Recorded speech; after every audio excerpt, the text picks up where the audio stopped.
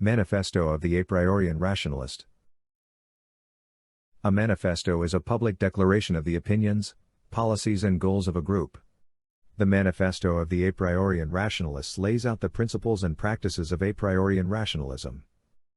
Apriorians promote logical markets, or markets tied to a sector of the economy. We reject the need for the state and renounce the creation of social costs. The state, we assert, is a logical absurdity. Apriorians subscribe to the philosophy of rationalism. Rationalists believe the world is rational and conceptual and knowable by means of analytical deduction. Rationalists believe, not only that humankind has innate knowledge, but also that reality is inherently logical, analytical and moral, it is good. This is not to say humans are good. However, it means that the reality we are in could potentially make us good or permit us to be good, should we choose to live intrinsic to it. Rationality and morality are coherent.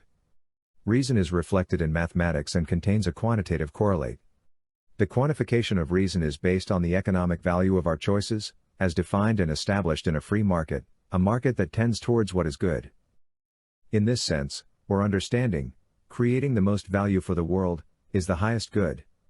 This is a measurable index. Dominionism is considered by some to mean mankind has authority over the world. This interpretation is in error. Humans are not restricted to dominion over matter or the physical world, our authority extends to reality itself.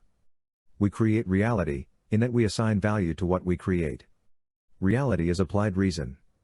Reality is conceptual and moral and is composed of information. The world makes sense, because or to the degree, the information we subscribe to, makes sense. The confusion that surrounds the idea of dominion may be due to the fact we do not have dominion over others, nor over reason itself. Reason must conform to logic. Reason uncovers the logic of information and the internal coherency of information. We cannot make contradictory ideas make sense. This is where our reason becomes subject to reality. Where our concepts are inconsistent, our world is incoherent. Reality conforms to and is created by the laws of logic and communication. We cannot understand what we cannot communicate. The world is not natural, it is rational and moral. Natural law does not exist as objective reality. What exists is information, and information that is good, is consistent. Information coherency gives us a consistent reality. Reason cannot rail logic. Logic dictates what reason can uncover. Logic must always prevail, in that reason is governed by information and what constitutes information is always logically coherent. We can make our own choices, but we cannot make choices inconsistent with reason and logic and think they will make sense. No amount of propaganda will make drug use logical. Illogical choices are incoherent. Incoherent ideas produce a reality that is divisive. Rationality is defined by the logical rules created by God to define what constitutes information. Reality is conceptual, but our concepts have to be rational. We cannot have concepts that contradict each other. Truth permits only one option because logically there is only one truth. There is only one way to think coherently, and that is defined by the inherent logic of information. The choices we make allow new choices to be made, but the choices we make also eliminate other choices. There is only one way our choices can coherent, without contradiction. Rationality is expressed in economics as a free market. It is within the context of free markets that choices exist. The freedom to choose must be confined to making the best or most rational choice. Rationality requires the free market determine the value of our choices. We must all pay our own way and for our choices. Rationalists believe political power resides or ought to reside in a free market. Rationalists believe there is a way to live and do business that is more equitable and just than what global free trade agreements offer. Ethical markets contain liabilities as well as assets. Ethical markets are governed by law. Debt is not rational as it corrupts the free market. Apriorian exchanges are organizations based on rational principles, they are logically coherent and free of debt and social costs. Exchanges do not require and are inherently incompatible with the regulatory oversight of the state. Regulations always express favoritism. Some persons always end up paying costs created by others, when the state becomes involved. Regulations always create costs for the free market. Free enterprise requires regulations and the state. Free enterprise is not congruent with a free market. Regulations generate conflicts over property rights. The free enterprise system is the economic equivalent of a survival of the fittest schema. Capitalism is an evolutionary doctrine in which only the fit survives. Free enterprise is amoral and imposes costs onto the market. The golden rule is a first-order principle. To do unto others, as you would have them do unto you is, inherently rational. Rationality demands we each pay our own costs. The golden rule rejects social costs and interventions by the state.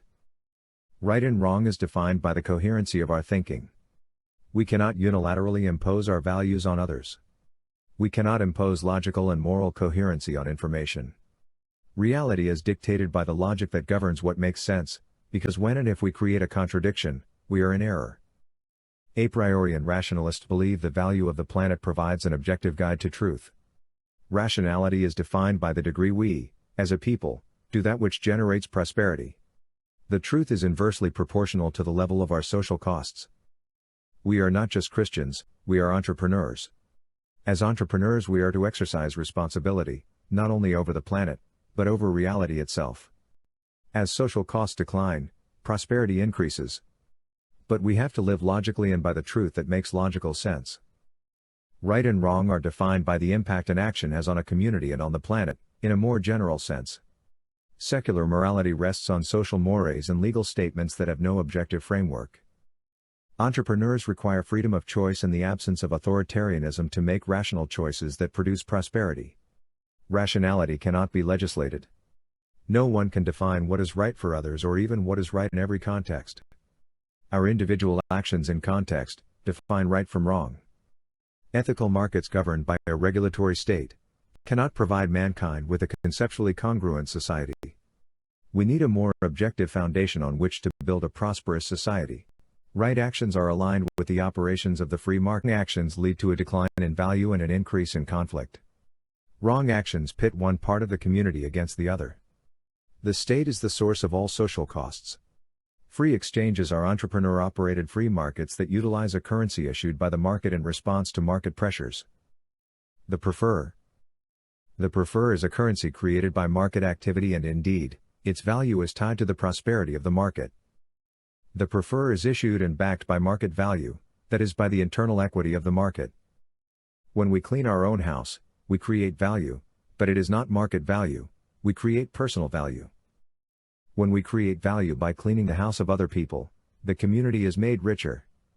The world is designed to benefit those who are charitable. We could devise a way to produce free energy, but if the theory is not shared, it produces no market value. The same goes for discovering a new land.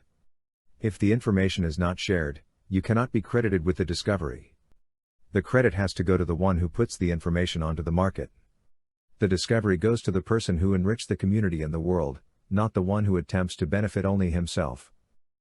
This appears simple enough, but there remains the problem of estimating the value of the goods or services supplied to the market.